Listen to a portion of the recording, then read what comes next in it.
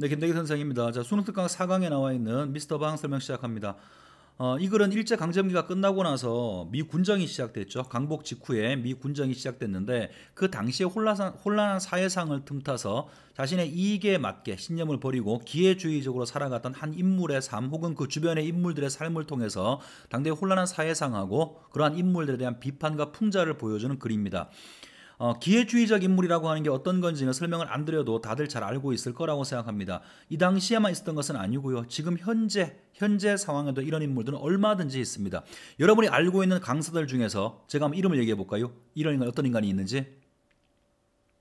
괜히 그런 거 얘기했다가 곤란한 경우에 차고 싶지는 않습니다. 어쨌든 간에 이런 인물들은 언제든지 있는 거고 작가의 눈으로 바라본 해방 직후의 사회상이 이 글 속에 반영되어 있는 겁니다. 자, 일단 그러면 항상 했던 것처럼 답지 밑에 있는 해제부터 먼저 확인을 하고 나서 이 글을 보도록 하겠습니다. 자, 우선 먼저 말씀드릴 것은 이 글을 보기 전에 전광용이라고 하는 분이 쓴 글 중에서 껍비딴 리라고 하는 글을 보신 적이 있는지 모르겠어요. 이 글 속에는 이인국 박사라는 사람이 나오는데 이 사람의 기회주의적인 삶이 보여지는 거거든요. 이 사람은 지금 보는 방산복보다는 훨씬 더 심한 사람입니다. 이 글하고 같은 궤적 속에 있는 글이니까 기회가 되시면 한번 살펴보시면 좋을 것 같고요. 자, 우선 해제부터 보겠습니다. 자, 이 작품은 보잘것없는 인물이 강복 직후 혼란기를 기회로, 자, 이 글의 상황은 일제강점기가 아닙니다. 강복 직후에 혼란기를 기회로 삼아서 미군의 통역이 되면서 건세를 누리는 세태를 풍자하고 있는 소설이다.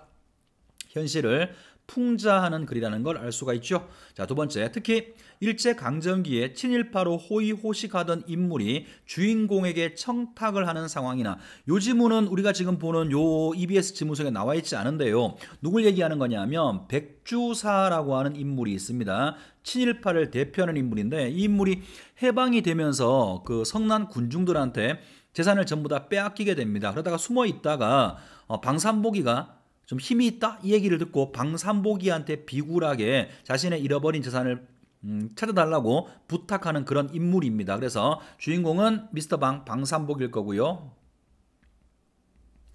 자, 이런 상황이나 사소한 실수로 건세를 잃게 되는 주인공의 처지, 역시 이것도 이 지문 속에 나오지 않았는데 힘께나 쓰는 척하고 앉아있던 방산복이가 양친물을 S 소위한테 잘못 뱉게 되죠. 그런 사소한 상황 때문에 건세를 잃어버리는 그런 이야기가 이 글의 마지막 부분에 나옵니다. 어쨌든 이런 것들을 통해서 인물을 희화화한다라는 거죠. 자, 요 말은 좀 기억을 하셔야 될 겁니다. 자, 인물을 희화화한다라는 것은 인물을 우스꽝스럽게 표현한다라는 뜻이겠죠.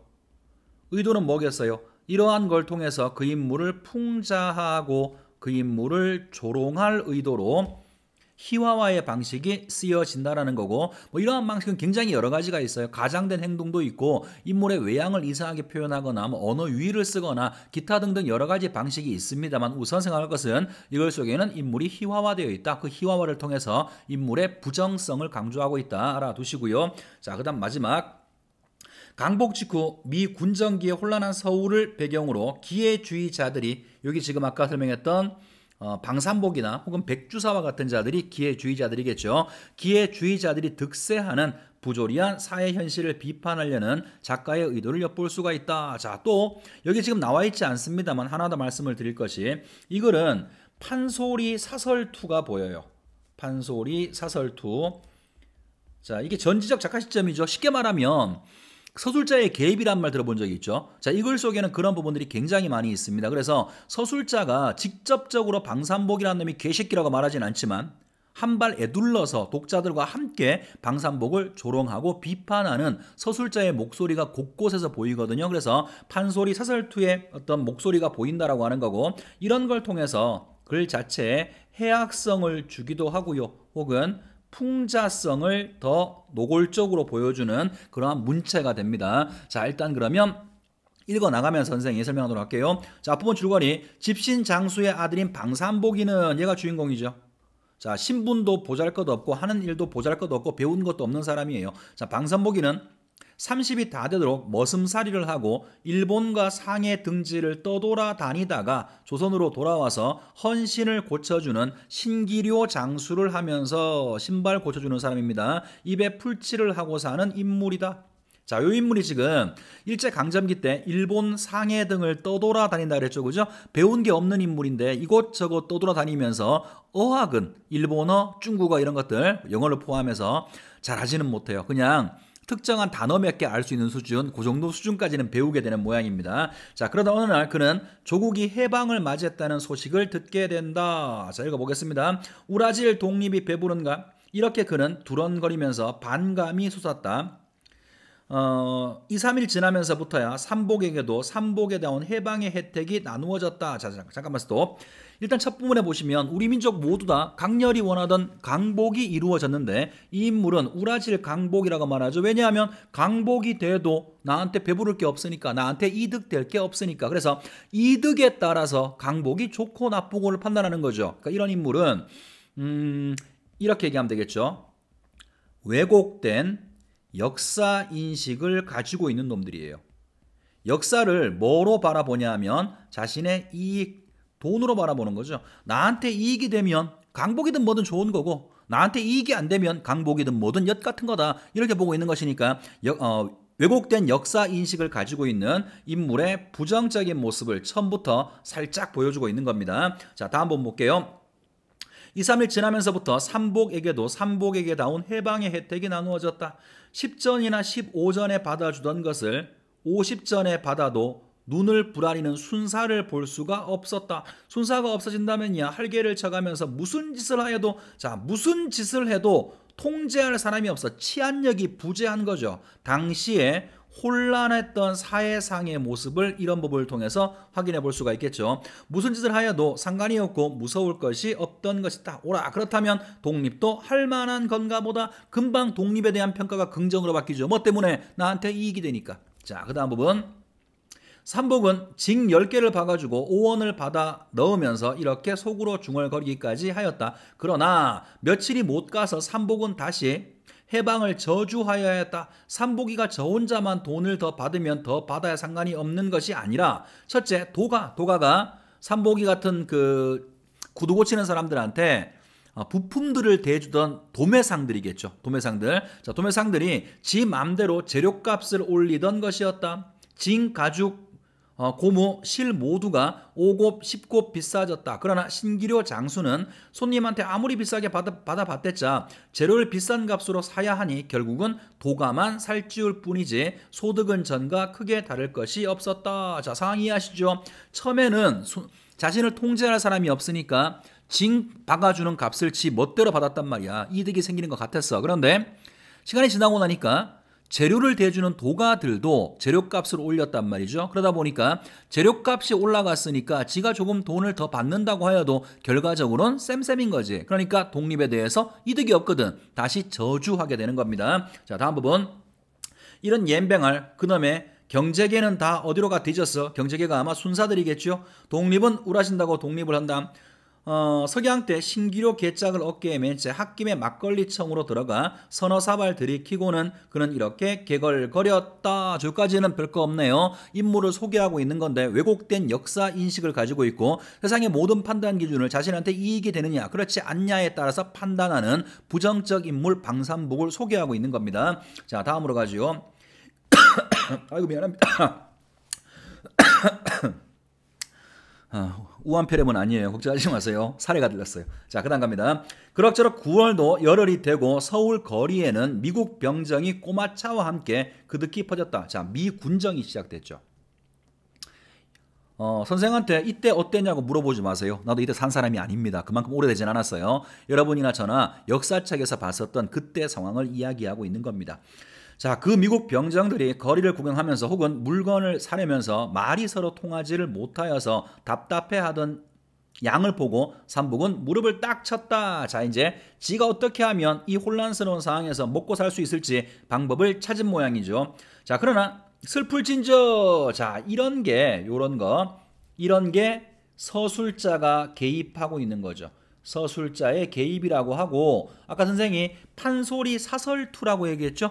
판소리에서 그 판소리 창자가 가끔씩 이렇게 자신의 견해를 드러내는 부분들 뭐 심청가나 춘향가에서 본 적이 있을 거예요. 이런 부분이 그런 거의 가장 대표적인 부분이라고 말할 수 있습니다. 슬프다라고 하는 것은 방산복의 심리가 아니고요. 방산복을 바라보는 서술자가 그렇다라는 뜻이에요. 자, 슬플진저 때국 같다 맺은 이 누더기를 걸치고 가망이 없을 말이었다. 무슨 도리가 없을까? 반나절이겠죠. 반나절을 궁리하다가 정오 때에야 한 줄기 서강 빚을 얻었다. 총총이 집으로 돌아와 마누라를 시켜서 구두 고치는 연장 전체와 재료 남은 것에다가 이불이며 헌 옷까지 해서 한 짐을 동네 아는 가게에다가 맡기고 한 달 기한으로 돈 100원을 서푼 이자로 취해서 오게 하였다. 그 돈 100원을 가지고 삼복이는 흔한 넉마전으로 가서 100원 돈이 꼭 차는 한도까지 양복이란 명색 한 벌과 모자를 샀다. 자, 양복을 샀어요. 양복을 샀고요. 그 다음에 또 하나가 모자를 샀습니다. 하나만 더 읽고요. 신발은 부득이 안방 사람의 병정 구두 사시는 것을, 아마 이 병정 구두가 미군에서 나온 그 구두 말하는 것 같죠. 안방 사람이 미군 병정 구두 사시는 것을 이 다음 창가리를, 신기로 장수니까 나중에 창가리를 공짜로 해주겠다는 조건으로 닷새 동안 지것과 바꿔 신기로 하였다. 자, 그럼 보세요. 이놈이 지금 세 가지를 준비했죠. 하나가 양복이고요. 또 하나가 모자고 또 하나가 구두인 거죠. 그죠? 뭘 보여주는 거냐면 인물의 허위의식을 보여주는 거죠.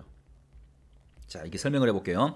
방산복이도 지가 알 거야. 지 정도 영어 실력 가지고 변변한 통역을 할 수 있다. 천만의 말씀이죠. 그러니까 겉으로라도 실제 본 모습은 그렇지 않은 거예요. 겉으로라도 번지르름하게 보여서 남들한테 신뢰를 주려고 하는 거죠. 그죠? 그러니까 본 모습은 아무것도 아니야. 본질은 아주 쓰레기 같은 놈인데 겉으로만 그런 척 하는 거예요. 그러니까 허위의식이라는 말을 쓴 거죠. 자신은 남들한테 사기치기 위해서 겉모습을 번지름하게 꾸미는 거라고. 이런 놈들은 지금도 되지게 많습니다. 입이 근질거립니다. 얘기해주고 싶어서. 근데 괜히 얘기했다가 괜히 인터넷 강의 하나 했다가 세고나 찰 수는 없는 거잖아요. 그죠? 그냥 넘어가겠습니다. 궁금해도 참도록 하세요. 자, 그 다음 갑니다. 노예도 노예 이전이면 상전을 선택할 자유를 가지는 수도 있다고. 자, 보세요. 노예도 노예 이전이면 얘는 남한테 굴복할 생각을 하고 있는 거야. 내가 노예가 될 거야. 지금까지는 일본 놈 밑에 있는 노예였었죠. 이제는 뭐가 됐는데 세상이 바뀌었잖아. 그러니까 내가 지금 노예가 될 거야. 누군가한테 굴복해서 개에 빌붙어서 권력을 누릴 거란 말이야. 그런데 노예 이전이니까, 아직은 그걸 선택한 게 아니니까 상전을 한번 선택해 봐야 되겠다고 생각하는 거죠. 그래서 고른 상전이 미군이 되는 겁니다. 왜냐하면 그때는 가장 힘 있는 사람들이었으니까. 자, 삼복이는 종로서 전차를 내려서 동쪽으로 천천히 걸으면서 물색하였다. 자, 생김새가 맘씨가 좋아 보이고, 그래 만만해 보이니까 어느 병정이 아니라 일반 그 군인이 아니라 장교쯤 가는 일이야 할 것이었다. 자, 누구한테 빌붙을지 지가 빌붙을 상전을 지금 찾아다니는 겁니다. 청년회관 앞에서 담뱃대를 사고 있는 하나가 몸집이 부대하고 돼지 같고 여느 병정은 아닌 듯하고 얼굴이 자뭇 선량해 보이는 게 선뜻 마음에 들었어. 자, 얼굴이 선량해 보이니까 만만하게 속일 수 있다라고 생각을 했겠죠.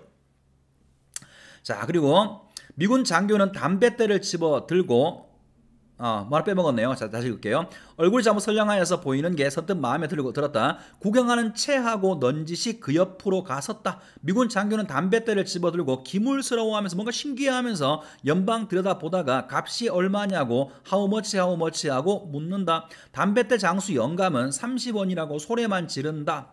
알아들을 턱이 없어 고개를 깨우거리면서 다시금 하우머치만 찾는 것을 기회 좋을시고라고. 자, 기회가 좋을시고라고. 역시 이런 것도 서술자의 목소리라고 말할 수 있겠죠. 그죠? 사설투 중에 하나일 거예요.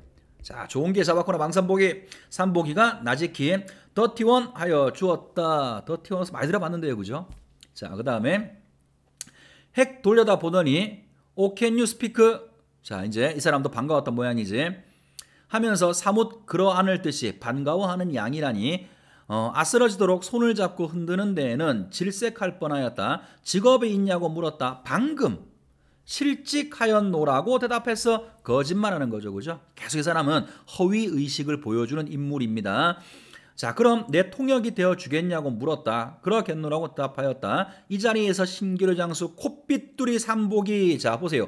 인물을 콧빗두리 삼복이라고 불렀죠. 인물을 콧빗두리라고, 이런 게 바로 희화화시키는 거예요.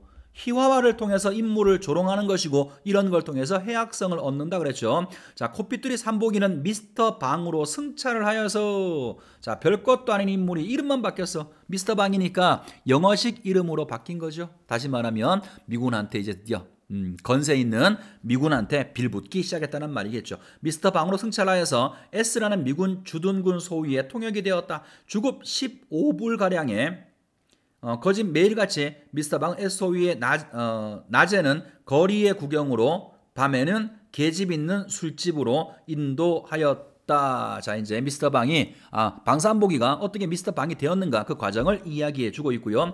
자, 한 번은 탑골 공원의 사리탑을 구경하면서 얼마나 오랜 것이냐고 SO위가 물었다. 미스터 방은 언젠가 수천 년 된 것이라는 말을 들었기 때문에 2000 years라고 대답하였다. 자, 무식한 놈이죠, 그죠? 우리 지금 얘를 무식하다고 욕하고 있는데요. 여러분 알고 있어요? 똑같이 여러분들이 만약에 탁구공원 갔는데 누군가 미국 사람이 와가지고 똑같이 물으면 답할 자신 있나요? 없죠, 그죠? 없지만 적어도 우리는 2000년이 안 된 건 안단 말이에요. 지 멋대로 꼴리는 대로 짓거리는 거예요. 자, 그 다음에 또 한 번은, 자 이제 봐, 한 번은 이런 일이 있었고, 자 또 한 번은 경해누를 구경하면서 무엇하는 건물이냐고 물었어. 미스터 방은 서슴지 않고 킹 드링크 와인 앤드 댄스 앤드 싱 위드 댄서라고 대답하였다. 임금이 기생 데리고 술 마시고 춤추고 노래 부르고 하던 것이라는 뜻이었다. 또 역시 말도 안 되는 이야기를 하고 있는 거죠. 아주 짧은 영어 실력으로 잘 버티고 있습니다. 자, 그 다음에 내가 보기에는 조선 여자의 옷이 퍽 아름답고 점잖스럽던데 어떻게 양장을 하는지를 모르겠다고 SO위가 물었다. 미스터 방은 여자들이 서양 사람한테 시집 가고파서 그런다라고 대답하였다. 서울역을 비롯해서 거리에 분뇨가 범람한 것을 보고 혹시 조선 가옥에는 변소가 없느냐고 SO위가 물었다. 미스터 방은 있기야 집집마다 다 있느니라고 대답하였다. 자, 하나만 더 보고요. 썩 좋은 조선 그림을 한 장 사고 싶다고 하여 문지방 위에다가 흔히 붙이는 사슴이 불로초 물고 신선이 앉았고 한 것을 5원에 한 장 사다 주었다. 자, 이제 잠깐만 정리해 볼게요. 밑에 하나가 더 있긴 합니다만 여기 지금 뭐를 보여주고 있냐면 여러 가지 일화 에피소드죠. 에피소드를 나열하고 있습니다. 자, 이걸 통해서 뭘 보여주는 거냐면 인물의 무식함이죠, 그죠? 무식함, 그 다음에 어떤 그 왜곡된 역사인식, 경혜루가 임금이 기생을 놀던 데랍니다. 등등, 뭐 이런 것들을 보여주면서 이런 것들을 쭉 나열함으로 인해서 서술자는 독자들한테 이 인물이 얼마나 거지 같은 인물인지 풍자하고 있는 거죠. 은근히 돌려서 매기는 거라고요. 글 어디에도 방산복 개새끼란 말은 어디도 안 나오죠, 그죠? 직접적으로 말하지 않아요. 그렇지만 돌려서 은근히 매기고 있는 겁니다. 에피소드들을 나열하는 방식을 통해서 인물의 부정성을 풍자하고 있다라는 거 후성상의 특징이니까 알아두시면 좋겠습니다. 자, 다음 가지요. 제일 재미있고 유명한 소설이 무엇이냐고 물어서 추월색이라고 대답하였고, 그럼 그것을 한 권 사고 싶다고 하여서 여러 날 사러 다니다 못해서 동네 노만의 집에 7을 2원에다가 사 주었다. 추월색이 당대에 유행하던 그냥 통속 소설이에요. 자, 이 밖에도 미스터 방은 SO위에게 조선을 소개한 공로가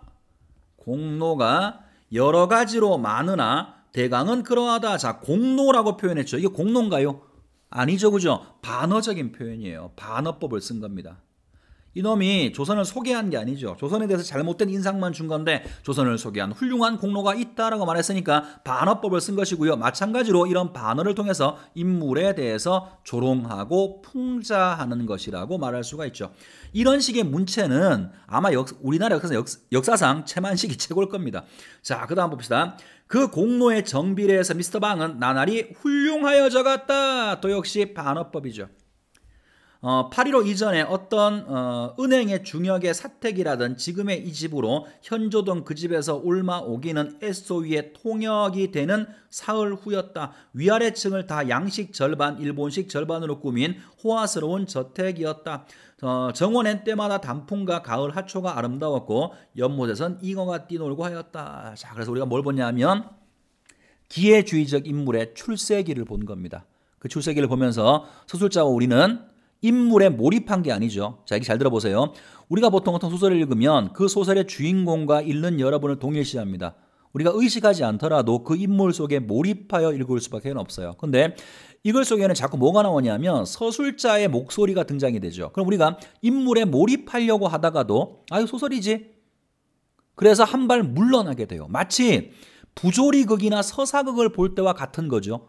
내가 그 속에 몰입하는 것이 아니라 몰입하려고 하면 그때마다 서술자가 등장을 해서 네가 지금 읽고 있는 것은 소설이야 이렇게 말해줌으로 인해서 우리가 몰입을 하지 않고 한 발 물러서서 객관적 시각에서 어떤 등장인물에 대해서 비판을 하게 돼요. 그래서 서술자가 개입을 하고 판소리 사설투였던 문체를 쓰는 효과 중에 하나가 독자들의 몰입을 방해해서 독자와 함께 객관적 시선으로 등장인물을 조롱하고 풍자하기 위해서 서술자의 목소리가 곳곳에 등장한다라고도 말할 수가 있겠죠. 자, 일단 지문은 다 봤습니다. 자, 문제를 볼 텐데요.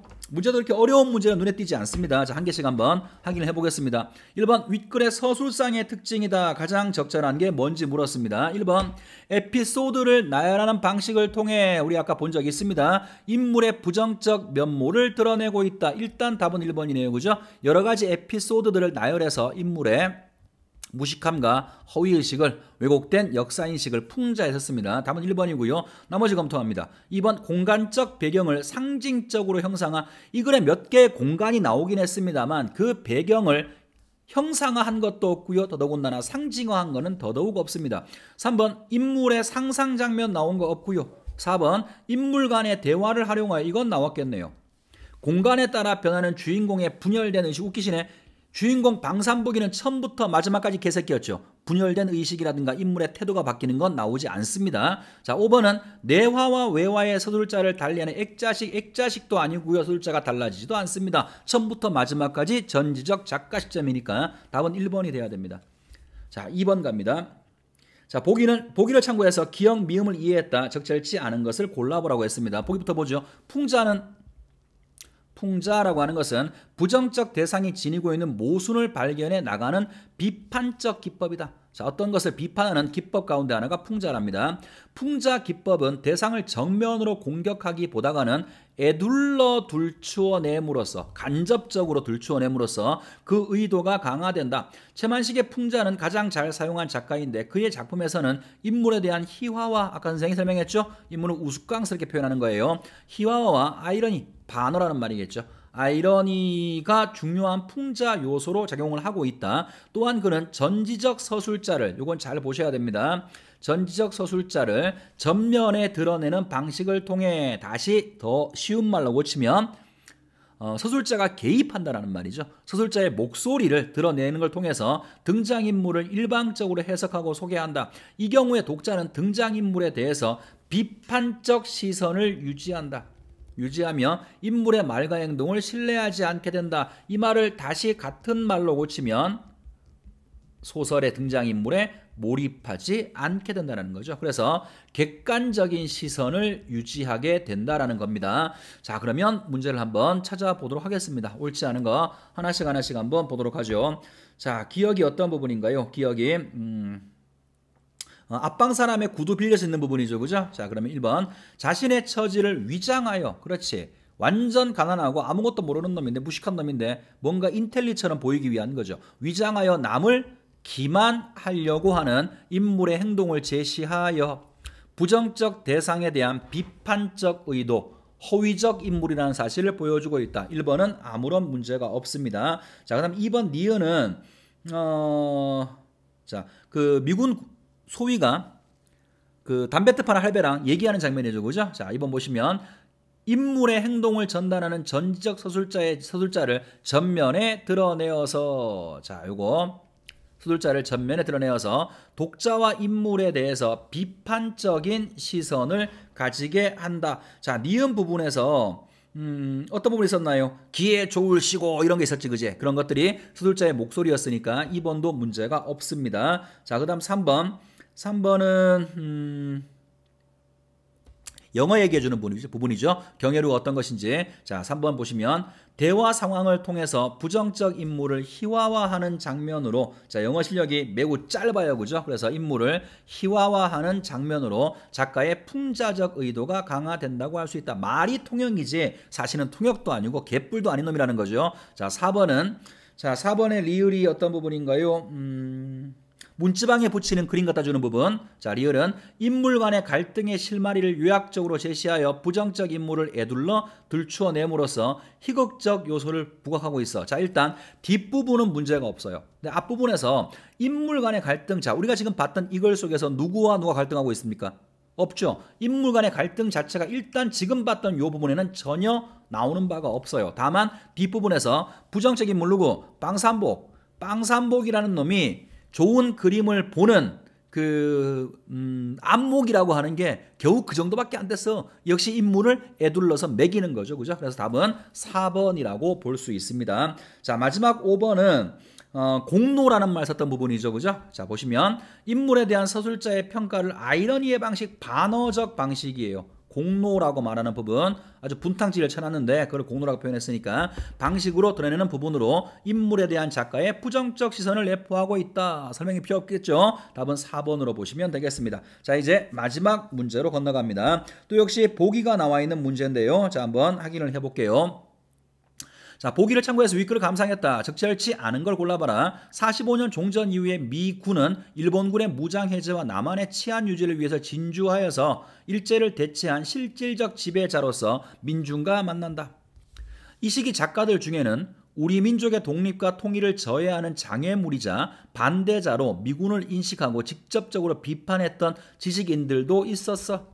그러나 대부분의 작가들은 그들을 직접 비판하기보다는 미군을 비판한 것이 아니라 당대 혼란기 속에서 새로운 지배자로 군림한 이들에게 기생하여서 자신의 현실적인 이득을 취하려는 교활하고 기회주의자들, 교활한 기회주의자들을 비판하는 것에 머물렀다. 이 작품은 몇 마디 배운 토막 영어를 미천으로 미군 장교의 통역을 맡아 추태를 벌이는 미스터 방을 통해서 당대 현실을 그려내고 있다. 그러니까 미군을 직접적으로 비판하는 그런 글이 아니라 거기에 기생에 처먹는 기회주의적 인물에 대한 비판이라는 거죠. 자, 그러면 옳지 않은가 한번 골라봅시다. 1번 해방 후에 눈을 부라리는 순사가 없으니 무슨 짓을 하여도 상관이 없다라고 여기는 삼보기의 행동에서 일본군이 철수한 후에 우리 민족이 당면했던 혼란기의 모습을 볼 수가 있어. 설명이 필요 없겠죠? 자, 2번 갑니다. 소득은 전과 크게 다를 것이 없는 상황이 되자 독립은 우라진다고 독립을 한담이라고 한 삼복의 푸념에서 민족의 독립보다 자신의 이익을 앞세우는 부정적 인물, 왜곡된 역사 인식을 가지고 있는 인물을 볼 수가 있고, 자, 3번은 노예도 상전을 선택할 자유가 있다며 미군을 물색하는 삼복의 태도에서 새로운 지배자에게 기생하려는, 자, 지가 뭔가 주인이 되려고 하는 게 아니라 노예로 살아가려고 하는 거죠. 기생하려고 하는 인물의 교활한 의도를 엿볼 수가 있다. 다 문제 없습니다. 4번 삼복은 사목 그러안을 듯이 반가워하는 미군 장교의 모습에서 치안 유지를 명분으로 남한에 등장한 실질적 군림자의 모습, 자, 군림자의 모습 한번 생각해 봅시다. 미군이 힘있는 군림자라고 했어요. 그죠? 그러면 그 사람이 군림자의 모습을 보인다고 하는 것은 자신의 건세를 보여주거나 어떤 위압적인 모습을 보여줘야 되는데 말이 통하지 않는 상태에서 말이 통해줄 수 있는 통역을 만났으니까 반가움을 드러내는 것이지 군림하는 거하고는 아무런 관련성이 없죠. 더더군다나 이 글에서 분명히 보기에서 뭐라 말했냐면 이 글이 보여주고자 하는 것은 미군들을 비판하는 것이 아니라 거기에 기생에 처먹는 놈들을 비판한다고 했으니까 미군이 군림하는 모습도 역시 이 글 속에는 나오지 않을 가능성이 크겠죠. 자, 답은 4번이고 마지막 5번 봅니다. 신기루 장수 콧빗둘이 삼복이 미스터 방으로 승차했다는 서술에서 미군에게 기생해먹는 자들이 득세하는 당대의 부조리한 현실을 보여주고 있다. 보기에서 확인했고요. 저렇게 해서 미스터 방에 대한 설명을 모두 다 했습니다. 열심히 공부하고 있죠? 공부는 좀 못해도 돼요. 열심히 하면 되는 거지. 근데 이따위로 살지는 맙시다. 요즘 이런 인간들이 너무 많아서 선생님도 어쨌든 어른인데 여러분은 좀 부끄러울 때가 있어요. 어쨌든 여러분 사는 세상은 지금보다 훨씬 좋은 세상이 되기를 바랍니다. 자, 수고 많았습니다.